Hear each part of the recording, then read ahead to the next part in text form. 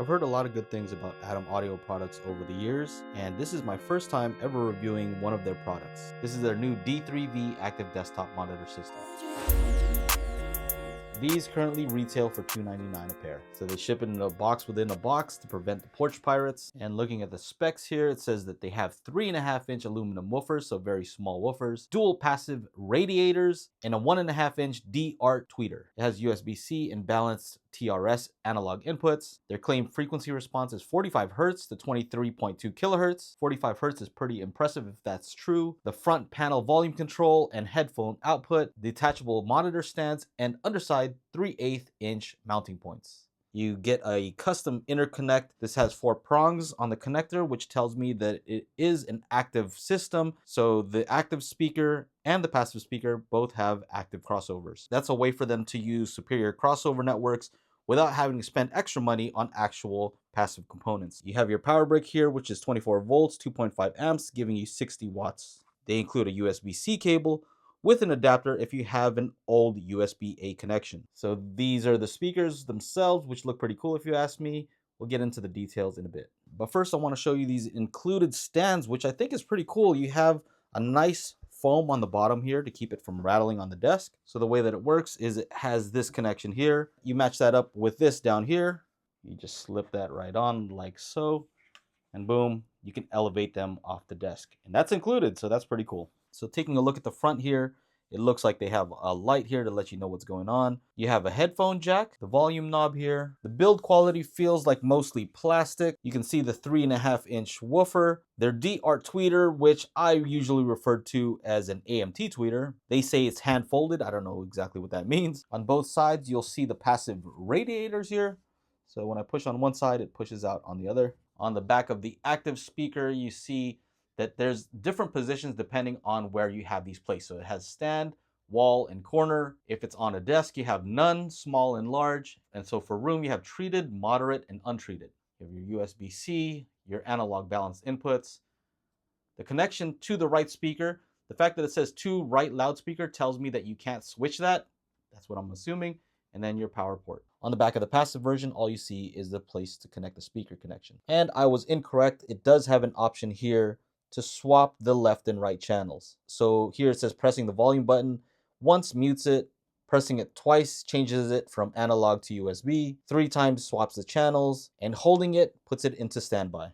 When you plug it in, you'll see that the logo in the front lights up. You can press that and it'll let you know whether you're using USB or the analog connection. So you should also notice, because of the passive radiators, it doesn't have a port. Usually ports lead to some chuffing. So it also gives you the advantages of a sealed enclosure. I'm going to go ahead and connect these up to my computer via USB-C. The other thing I noticed that was missing was Bluetooth, which I don't really mind.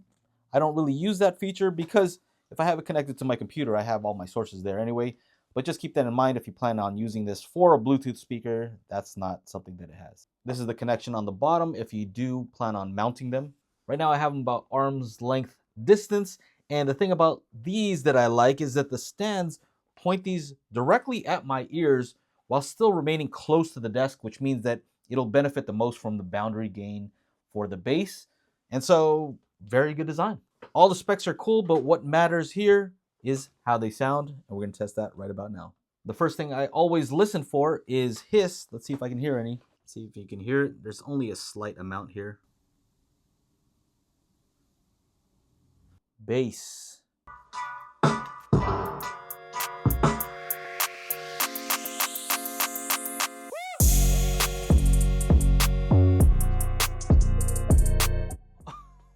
All right, so the bass already surprised me. The passive radiators look super cool because they're just going nuts. And I can't play this song because of copyright reasons, but I'll play a song. Watch what the passive radiators are actually doing right now. Okay, here we go.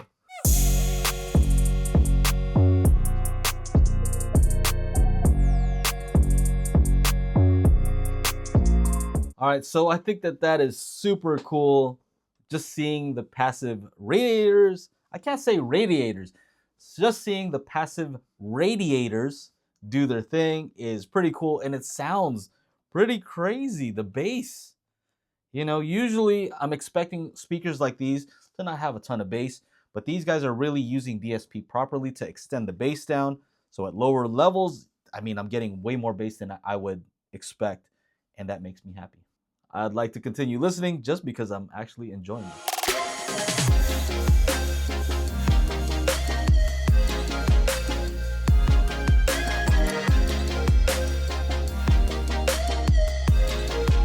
All right, so as you can tell, when I'm listening to music, I tend to move around a lot.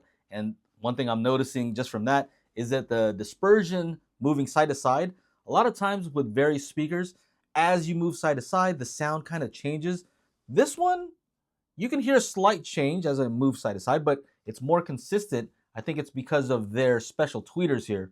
So before I do any more listening, I'm going to use a spatial audio calibration toolkit to really dial in the distance here and how I have them towed in and out. As I've done with other studio monitors, I'm going to use a timing section here from the toolkit. 5, 6, 7.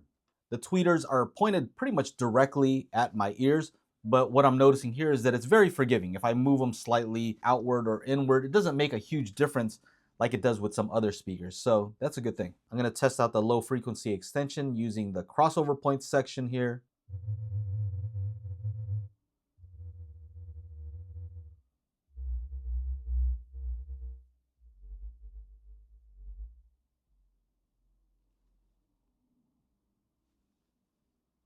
They really start to fall off around 50 hertz, but I was able to hear some of the tones below that, but not with great bass authority.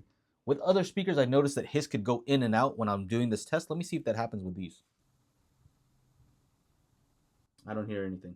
All right, so I'm going to continue listening to these to give you guys a good evaluation of how these sound with various types of music, and because I'm just actually enjoying this. And these get pretty loud too. Wow. So what I want to test now are the limiters in here.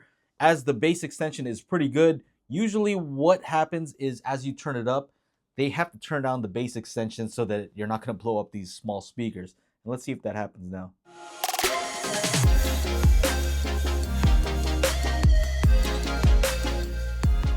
All right, so that's interesting. They are not very aggressive with their limiters, which I kind of like. So a lot of times you have to guess whether it's the DSP that's turning down the bass. With these, it just seems like it's sending it, and to the point of where you can hear distortion if you turn it up too loud. But I'm used to that. If I turn up small speakers too loud, I do expect for them to start distorting at some point. I think they probably are smart to have some sort of limiter so that you're not going to blow these up, and they're going to have a warranty return or something like that. But I like their choice of not seeming to adjust the bass level.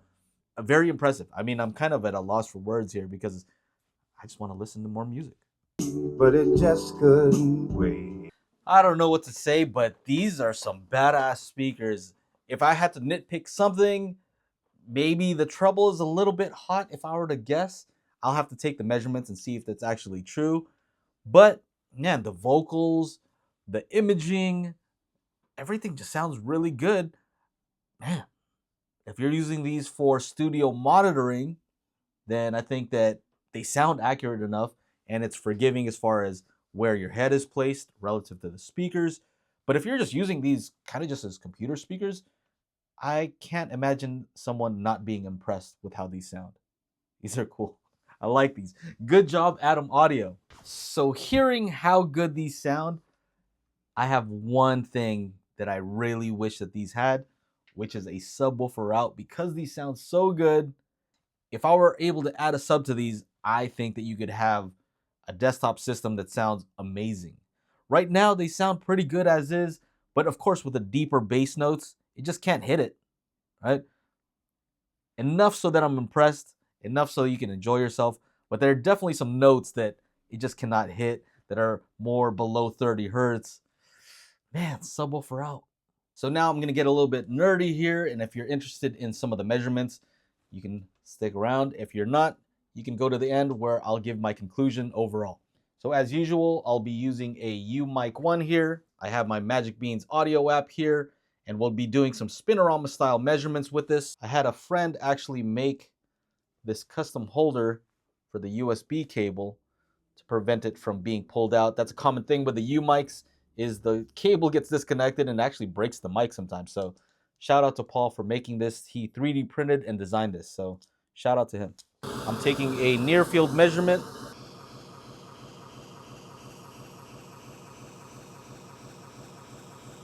And now from a distance. So it shows me the effect of my room here. I'm gonna go ahead and send this to my MacBook Pro. So taking a look at the front left speaker, we can see that the on-axis response is not perfect. I see a dip here, but I assume that that is the desk from what I've seen from other speakers that I've reviewed. If I'm further back, I do notice that I have a null in this area here, just because this is where I film. This is not actually where I listen to speakers. But as far as bass extension, you see it starts to roll off here around maybe 100 hertz, where the passive radiator starts to take over below 80 hertz, and we're starting to get extension even further down around 53 hertz. I would say the F10, where it's down by minus 10 dB, if I'm being very nice, I would say is around 45 hertz. If I'm extremely nice, I'm going to use the place where the port is, but that's not really realistic. But just to give you an idea, you can hear bass down around the 36 hertz range, not with authority, but like I showed you with my initial test, you can hear that bass. To make sure that it's not just the left speaker, here's the right one. You can see that they have the same shape overall here. From a distance of about 5 feet away, you can see that this is the response of the left speaker, and that is the response of the right speaker. And so they're different because of where they are placed near the wall. And that's why you need EQ. Even if you have the best speakers, your room is still going to do something to the bass area, and you're going to want to EQ that so that it sounds normal. Now, as far as the directivity, it's really tough to do those measurements here because I'm getting so many reflections, and you really want anechoic measurements if you want an accurate measurement of that. Luckily, my friend Erin from Erin's Audio Corner did review these speakers, so take a look at his measurements if you want to see true anechoic data. Directivity is the thing that I look for the most when it comes to studio monitor speakers, because I want to know how EQable they are. Looking at Erin's measurements, you can see his directivity info, where it is pretty smooth until about 4 kilohertz, where there's a bump. In my in-room directivity measurements from Magic Beans, you can see it is also pretty smooth until about 4 kilohertz, where it bumps up. So if you're wondering why you'd want to use something like Magic Beans to do a calibration, it's because this speaker actually measures very flat, or pretty flat, in an anechoic environment. But we are not in an anechoic environment. In a room, you have a desk, you have your sidewall reflections, and so what is typically a nice and flat response turns into something like this. So when you use something like Magic Beans, you can get a response that is more accurate. That's in orange here. You can see that it is flatter, it tames the high frequency response, and it reduces the bass that you get from being closer to the walls. So this is important. If you want accuracy, you'll get a response like this. Notice it's not perfectly flat. There is still a slight bass rise. That's because I am close, about arm's length distance, so you're not going to get a ton of bass rise, and you're also not going to get a lot of high frequency roll off, just a slight amount from being off axis to it. This peak could not be fixed, likely due to directivity issues caused by something like the desk bounce. So if you want to know how I applied this on the Mac, I'm just using a program called EQ Mac. On Windows, you can use something like Equalizer APO. Set this to Q factor. This app is $40, but it's just a matter of copying and pasting the filters from Magic Beans directly into here, and you can see that it applies them directly. So I'm going to take a measurement of the various switches on the back to see what they actually do to the response, and I'm going to do that right now. All right, so right now I have them in their default position. Position is stand, desk is none, room is treated. So all on the up position. So as expected, each setting reduces the bass response below about, I would say 500 hertz by 3 dB each time. So I'm going to go ahead and put that back to stand, and let's see what this setting for desk does. All right, so looking at the differences here, there's a default, there's where the desk set to small, and there it is set to large. So it shifts where the dip is when I set it to large. So I'll do this in real time so you can see what's happening.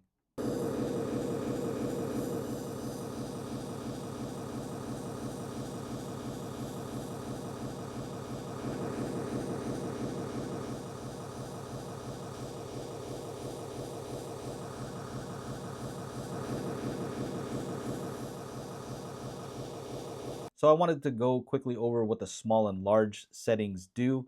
So I took the difference between the default setting and the small setting. If it didn't do anything, you just see a flat line here. But what it looks like it does is from about 150 hertz to around maybe 600 hertz, it scoops out this area. I think maybe they're expecting to get a little bit of a boost from a desk here in this range. Looks like it does a little bit of something here as well in this region, and nothing above about 3K. When you switch over to the large setting here, you can see that they change the various points where they're expecting some issues, where this one has a narrower dip from about 150 hertz all the way up to 500 hertz. You can tell compared to the small one that the dip is more drastic, but a smaller width here. They also introduce another dip here from about 1 kilohertz to 2 kilohertz. So you can see that change here in green. Let's see what this switch for room does. I'm assuming it's going to affect the higher frequencies.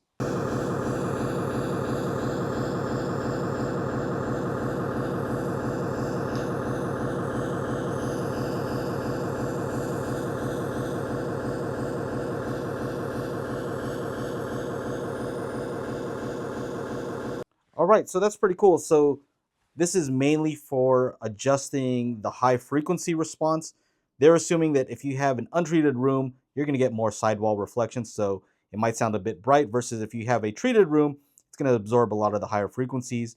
And so you'll want to keep some of that treble response. So for me, untreated looked the most flat. So that's what I'm going to keep it on. So I did mention earlier that it did sound a bit bright, but that's because I had it on the treated setting. I did change the setting for the treble response for an untreated room just because where I'm at here does have a lot of reflections. And it definitely sounds like the treble is more tame, more neutral, and sounds better overall to me. All right, so overall, I can say that I highly recommend these. You can see where I place these on the speaker leaderboard in various categories of desktop speakers and by price. Yeah, overall feature set, the way they sound, everything about it, I like it. And I definitely will want to use these in one of my systems, maybe at my kid's desk. But these are pretty awesome speakers. If you like this video, make sure to like, subscribe, ring the bell to be notified when I upload new videos, and watch these other videos that are related. Once again, thank you guys for watching.